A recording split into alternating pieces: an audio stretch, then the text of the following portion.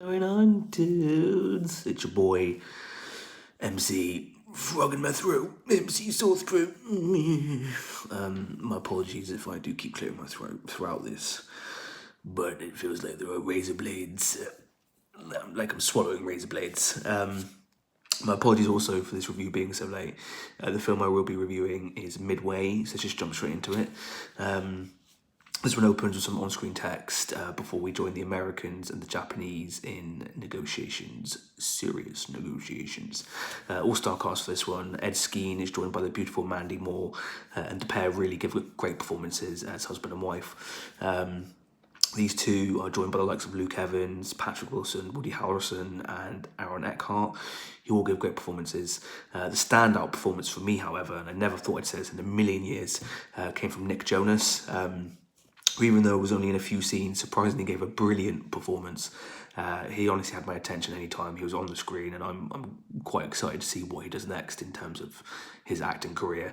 The story for this one tells of the real-life attack on Pearl Harbor, and then details the ensuing battles on the Pacific after this attack on the Americans. The story succeeds in many ways. We are thrown into our first battle, the attack on Pearl Harbor. The attack on Pearl Harbor pretty much 10 minutes into the film.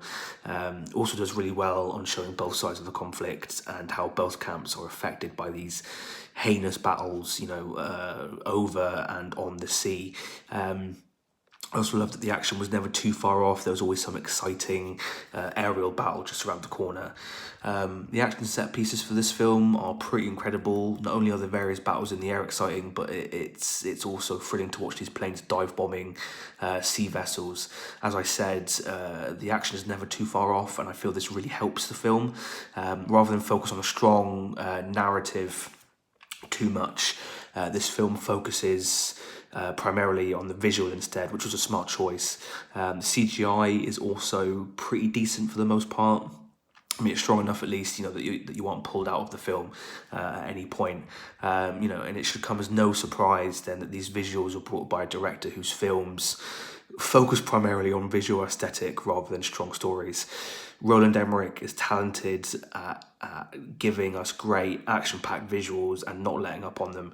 He does give us some beautiful shots also, whether it's the myriad shots of fighter planes gloriously taking off, or a lone pilot standing on the deck of a carrier ship while the sun sets in the foreground. Just some really beautiful cinematography and shots, action sequences from him. For the most part, this film is also historically accurate. There are some facts that have been omitted, but that's to be expected, when it comes to films of this nature, to a film of this nature. But in terms of the characters and the military maneuvers that were carried out by both sides, then this film is pretty spot on, which I appreciate, being a massive history nerd. The only thing I learned from this film was that Roland Emmerich loves explosions.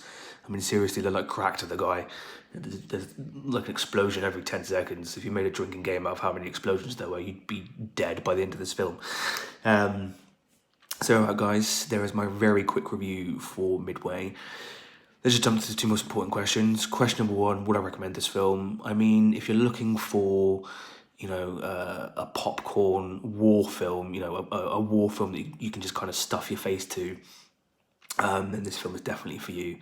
But I unfortunately wouldn't recommend this film purely because I would rather watch stuff on the Battle of Midway on the History Channel, because this film didn't really do it justice. I mean, there was lots of spectacle, and action and planes flying around and planes blowing up. But yeah, this whole film didn't really do the historical story of it justice, if that makes sense. So I unfortunately wouldn't recommend this film. Question number two, does this film belong in the vault? My biggest issue with this film was that the script and overall story felt incredibly weak. As I've said, it didn't really kind of, it didn't really kind of live up to the actual Battle of Midway, and the story just overall felt very weak and very rushed. It felt like the story never really found its footing, after hitting the ground running. And I honestly think this film would have been better served as a TV series, either as a documentary or something along the lines of Band of Brothers or something like that. Also, some of the American accents in this are just god-awful. I mean, the accents in this took me out of the film more than I'd say the CGI did, if I'm honest. But yeah, having said that, I probably won't put this film into the vault just because it didn't really blow me away. I'm quite read up on the Battle of Midway, and this film didn't really do it justice for me. So for that reason, there's that little turnstile. It's gone off somewhere, chased by a Japanese plane. I don't know. Get off my dick. So we have it, guys. There is my review for Midway. I also realised I'm looking this way and then I'm looking that way. Just ignore me. There's my review for Midway. If you've seen the film and you loved it, let me know what you loved down in the comments below. If you hated it, again, let me know what you hated down in the comments below. As always, guys, if you like what I'm doing here, please don't forget to like, subscribe, share this video with your friend. Share this video with your friendly... No, I'm going to try that again. I'm going to get this. Share this video with your friends, your pets, your neighbours, your family, and your friendly neighbourhood fucking, I don't know, aircraft carriers. I'm so done. And until the next one, peace and love, my dudes. Jesus Christ.